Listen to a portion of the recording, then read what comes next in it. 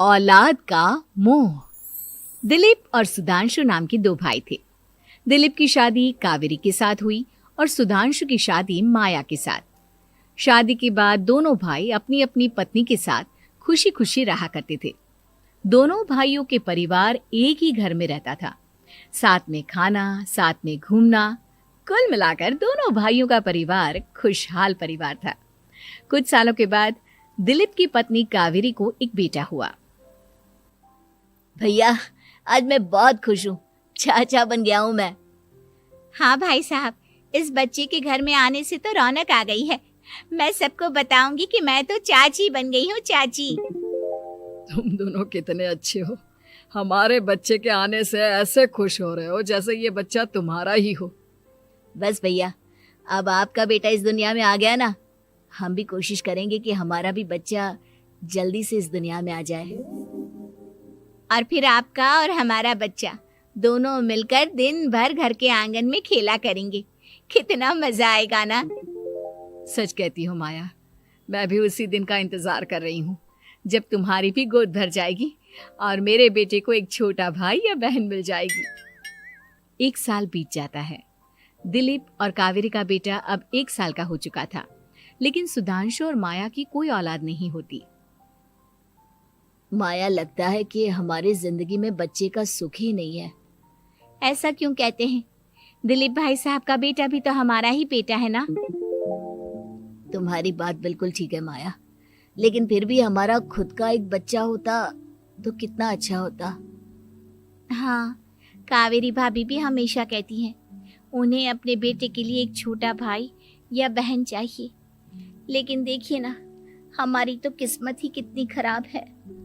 हमारे तो सारे ट्रीटमेंट भी फेल हो चुके हैं। डॉक्टर ने भी साफ साफ कह दिया है कि तुम कभी माँ नहीं बन सकती। वही तो सुधांशु, बहुत बुरी किस्मत है हमारी। लेकिन माया, हम अपनी किस्मत को इतना क्यों कोस रहे हैं? हम दिलीप भाई साहब के बेटे को अपने बेटे की तरह ही प्यार कर सकते हैं ना। हाँ जी, बिल्कुल सच कहा। मैं भी वैसा कर सकती हूँ। चाची हूँ, उसे छोटी माँ का प्यार नहीं दूंगी क्या? कुछ दिनों के बाद दिलीप का एक दोस्त दिलीप से मिलने के लिए आता है। अरे क्या बात है दिलीप, बधाई हो बधाई। और घर तो काफी बड़ा है तुम्हारा। वैसे तुमने अपने बेटे के बारे में क्या सोचा है? भैया, और क्या सोचेंगे, बस उसे पढ़ा लिखा कर अफसर बनाएंगे, उसकी पढ़ाई पर खर्च करेंगे। अरे भाभी, आपकी तो इतनी सारी प्रॉपर्टी है, आपको किस बात की चिंता? ले देकर एक बेटा ही तो है। अरे नहीं दोस्त, तुम गलत समझ रहे हो। इस घर में मैं और मेरा छोटा भाई दोनों रहते हैं। इस घर का आधा हिस्सा मेरे छोटे भाई का है। अच्छा, कितने बच्चे हैं तुम्हारे छोटे भाई के? भैया, उनके साथ ना कुछ प्रॉब्लम है। मेरी देवरानी कभी माँ नहीं बन सकती। अरे फिर किस बात की चिंता? अरे मैं तो कहता हूँ अपने बेटे के भविष्य के बारे में सोचिए ही मत। बस ये घर उसके नाम करवा दीजिए। देखिए, आपके भाई का भी कोई बच्चा नहीं है तो सब कुछ आपके बेटे को ही मिलना चाहिए। लेकिन ऐसा करना क्या सही होगा? अगर उनका बच्चा नहीं है तो क्या हुआ? ये घर आधा उनका है, उनकी जो मर्जी है वो करे। अरे कैसी बात करते हो? उनकी कोई औलाद नहीं है, वो क्या करेंगे प्रॉपर्टी अपने नाम रखकर? हाँ, वैसे भाई साहब, आपकी बात तो बिल्कुल सही है। अब जो कुछ भी है वो हमारे बेटे का ही तो है। आखिर वही तो इस घर के वंश को आगे बढ़ाएगा। मैं कल ही देवर जी से बात करती हूँ। अगले दिन सुधांशु और माया, इधर आओ। तुम दोनों से एक बहुत जरूरी बात करनी है मुझे। बताइए ना भाभी, क्या बात है? आपको कहीं जाना है तो आप अपने बेटे को मेरे पास छोड़कर जाइए। मैं ही पूरा दिन रख लूंगी उसे। अरे नहीं माया, वो तो मुझे पता है। मैं किसी और चीज के बारे में बात करना चाहती हूँ। बताइए ना भाभी, क्या बात है? देखिए देवर जी, आपका कोई बच्चा है नहीं, लेकिन मैं जानती हूँ कि आप हमारे बेटे को अपने बेटे की तरह ही प्यार करते हैं। भाभी, बेटी की तरह नहीं, वो हमारा ही बेटा है। मेरे लिए तो वो मेरा ही बच्चा है। वही तो फिर क्यों ना ये सारी प्रॉपर्टी हम मेरे बेटे के नाम करवा दे, क्योंकि तुम्हारा हो या मेरा, हम सबका एक ही तो है बेटा। लेकिन भाभी, अभी तो वो सिर्फ 1 साल का है। अभी से प्रॉपर्टी उसके नाम करवाने का क्या मतलब है? देखिए देवर जी, जो काम जितना जल्दी हो जाए ना, उतना अच्छा। आने वाले वक्त का क्या भरोसा। भाभी भरोसा क्यों नहीं, हम तो हमेशा आपके बेटे को माँ बाप की तरह ही प्यार करेंगे। हाँ, लेकिन फिर भी मैं चाहती हूँ कि ये सारी प्रॉपर्टी मेरे बेटे के नाम हो जाए। अब मुझे नहीं लगता तुम दोनों को इसमें कोई भी परेशानी होगी, है ना?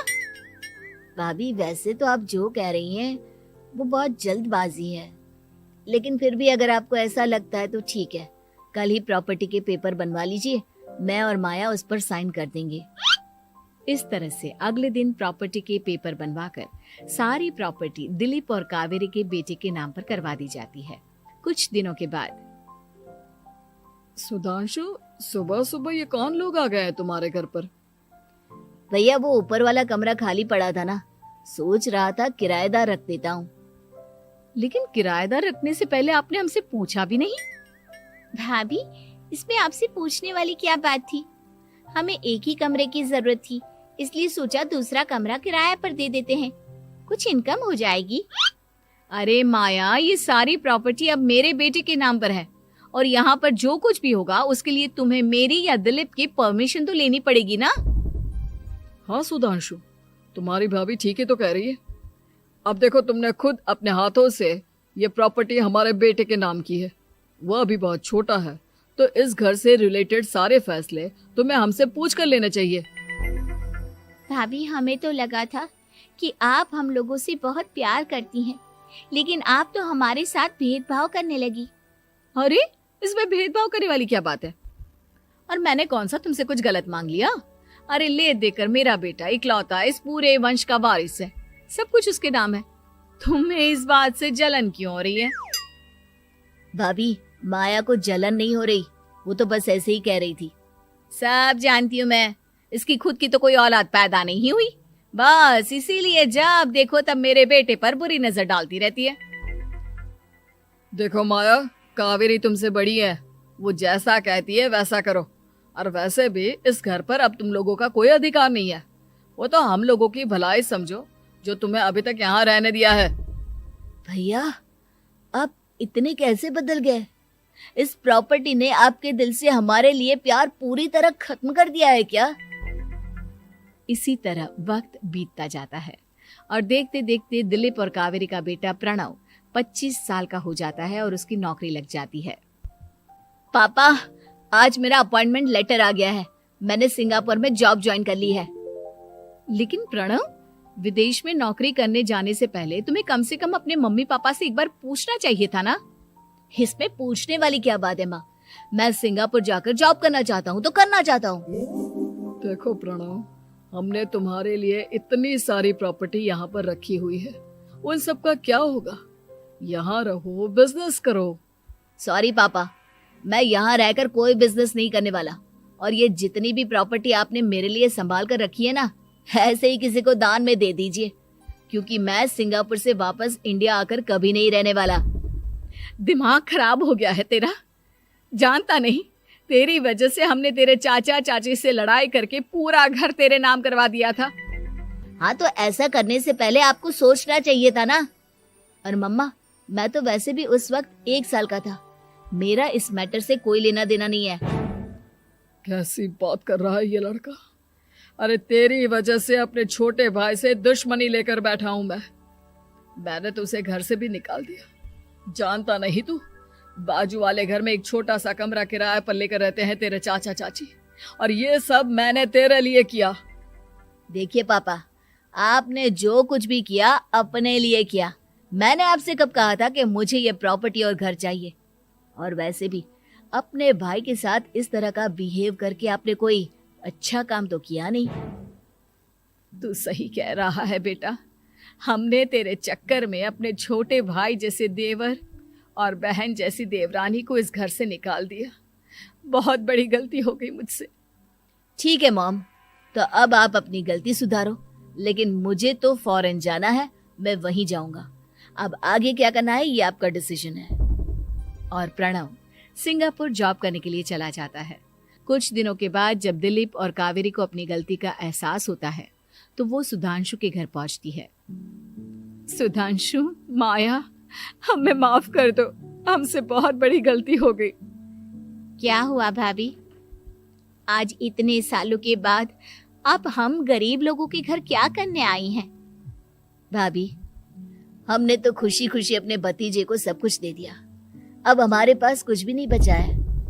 भाई मुझसे बहुत बड़ी गलती हो गई, जो तेरे जैसे भाई को मैंने प्रॉपर्टी के चक्कर में घर से निकाला, और जिसके लिए मैंने ये सब कुछ किया वो खुद ही विदेश चला गया। भैया भाभी, जिस बेटे के लिए आपने हम लोगों को इतनी तकलीफ दी, आपस के प्यार को बिगाड़ा, जब वही आपसे दूर चला गया तो आपको इस बात का एहसास हुआ। लेकिन माफ कीजिए, अब हम आपके साथ रहने के लिए उस घर में नहीं आ सकते। नहीं नहीं माया, ऐसा मत कहो, मुझसे बहुत बड़ी गलती हो गई, प्लीज वापस चलो, मैं वो घर फिर से तुम्हारे नाम कर देती हूँ। भाभी, मैं उस घर का क्या करूंगी? किसके लिए? मेरा कोई बच्चा नहीं, मैं तो बस जिंदगी भर आप लोगों के साथ प्यार से रहना चाहती थी, प्रणव को अपने बेटे की तरह प्यार करना चाहती थी, लेकिन आपने मुझसे वो अधिकार छीन लिया। भाभी और भैया, एक सवाल पूछना चाहता हूँ आप लोगों से। जो बच्चा कुछ ही दिन पहले दुनिया में आया हो, जिस बच्चे के भविष्य का आपको पता ही ना हो, उसके लिए अपने पुराने रिश्तों को तोड़ देना, अपने सगे रिश्तेदारों से दुश्मनी मोल लेना, उनके साथ झगड़ा करना, उनकी बेइज्जती करना, क्या ये सही है? कम से कम हमें सही वक्त का इंतजार तो करना चाहिए ना। सिर्फ प्रॉपर्टी के लिए अपने सगे भाई को घर से निकाल दिया, वो भी अपने 1 साल के बेटे के लिए। क्या ये वाकई में सही था? जवाब दीजिए मेरी बात का।